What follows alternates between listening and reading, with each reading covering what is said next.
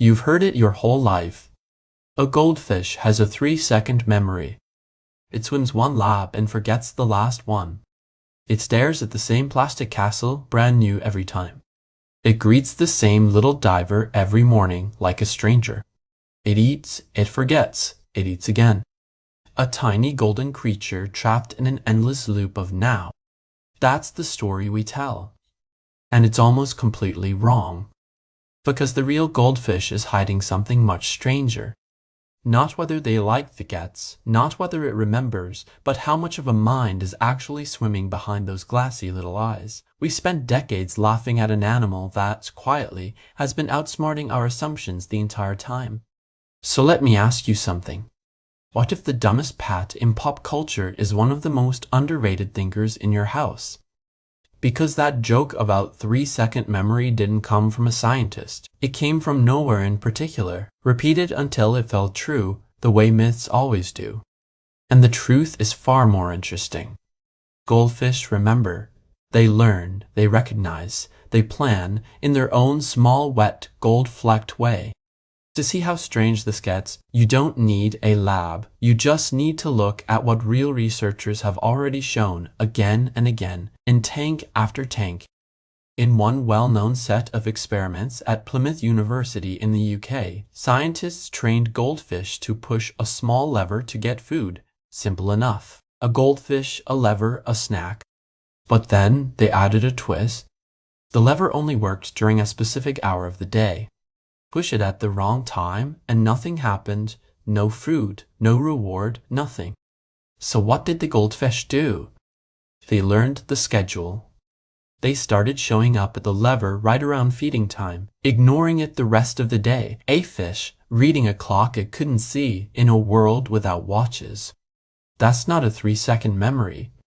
That's a creature tracking time across hours, day after day, and adjusting its behavior to match. If your dog did that, you'd brag about it at dinner. In other studies, goldfish have been trained to navigate small underwater mazes. They learn the turns. They remember the dead ends. They get faster every attempt. Some researchers have even taught them to tell colors apart, to swim through specific shapes, and to recognize music. Yes, music. Goldfish in one experiment learned to distinguish between classical composers swimming toward the tank speaker that played the right one to earn a treat. A goldfish. Picking Bach from Stravinsky. Let that sink in next time you walk past one at a pet store. And memory in goldfish isn't measured in seconds. It's measured in months. Studies suggest they can hold on to trained behaviors for at least 3 to 5 months, and likely longer depending on the task and the fish.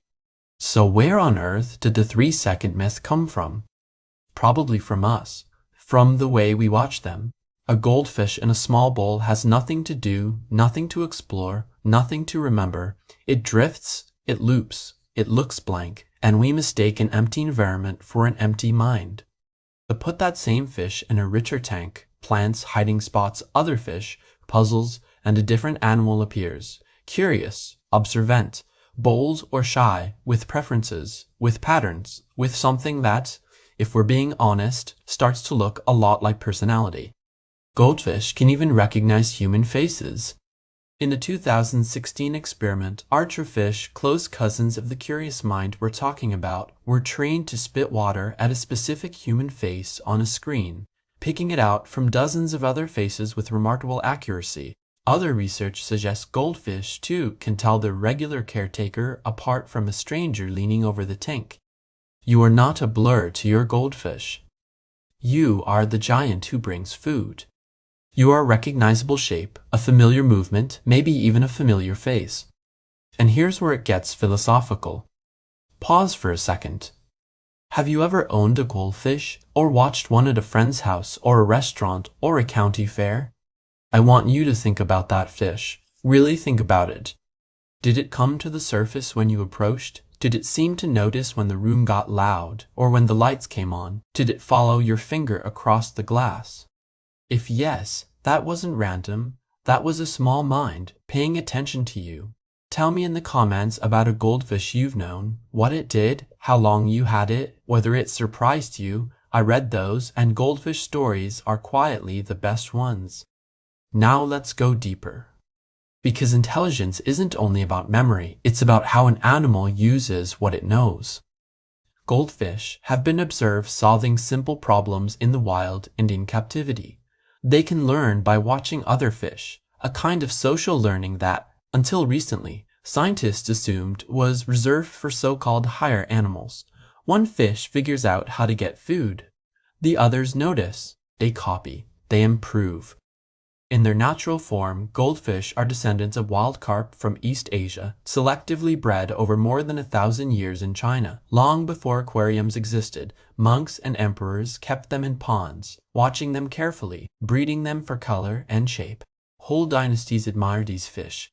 The idea that they were brainless drifters is incredibly modern and incredibly wrong. In the wild, carp and the goldfish hidden inside every domestic one navigate complex environments. Rivers, ponds, seasonal changes, predators above and below. They remember safe spots. They remember dangerous ones. They learn which shadows mean a heron and which mean a passing cloud.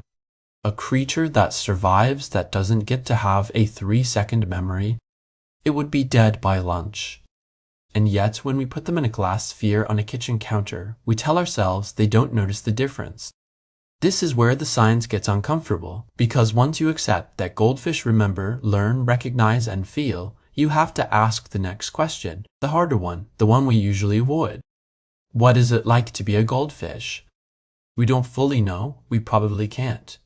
Their senses are wired so differently from ours that imagining their world is like imagining a color you've never seen. They can detect vibrations through their bodies using a system called the lateral eye, sensing movement in the water around them like a kind of liquid radar. They can see ultraviolet light, picking up patterns and signals that are invisible to us. They have a sense of taste spread across their lips, mouth, and even parts of their skin. A goldfish doesn't just swim through water. It tastes it. It feels its shape. It reads it. That's a richer sensory life than most people give it credit for, and it's happening in something that, in the wild, can grow over a foot long and live for decades. The oldest known goldfish on record, a fish named Tish in the UK, lived to be 43 years old. 43. Won at a fairground game in 1956 and outliving the kid who brought him home into adulthood. 43 years of memories, in an animal we said couldn't hold 3 seconds. So why does the myth survive? Maybe because it's comforting. If goldfish forget, then keeping one in a tiny bowl feels harmless. If they don't really remember, then it doesn't really matter. The myth isn't just wrong, it's convenient. It lets us off the hook. But once you know the truth, something shifts. You can't quite unsee it. The next time you pass a small round bowl with a single goldfish circling, you notice the loop differently. You notice the bare walls. You notice the silence. You wonder what it's tracking, what it's waiting for, what it remembers about the lost face that leaned in. This is the quiet gift of animal cognition. It doesn't just teach you about animals. It rewrites the way you see the ordinary corners of your own life. A goldfish isn't a decoration. It's a small, observant mind in a body shaped by 1,000 years of human attention. It's a survivor of rivers and ponds and palace gardens, repackaged into a plastic bag at a fair. It's a creature that can learn schedules, recognize faces, distinguish music, navigate mazes, and remember the people who feed it. The 3-second memory was never a fact. It was a story we told because the truth was too inconvenient. The truth is that goldfish remember us, probably better than we remember them. And if a creature that small, that quiet, that overlooked has been hiding this much of a mind in plain sight, it makes you wonder how many other animals in your life are quietly thinking things you've never bothered to ask about.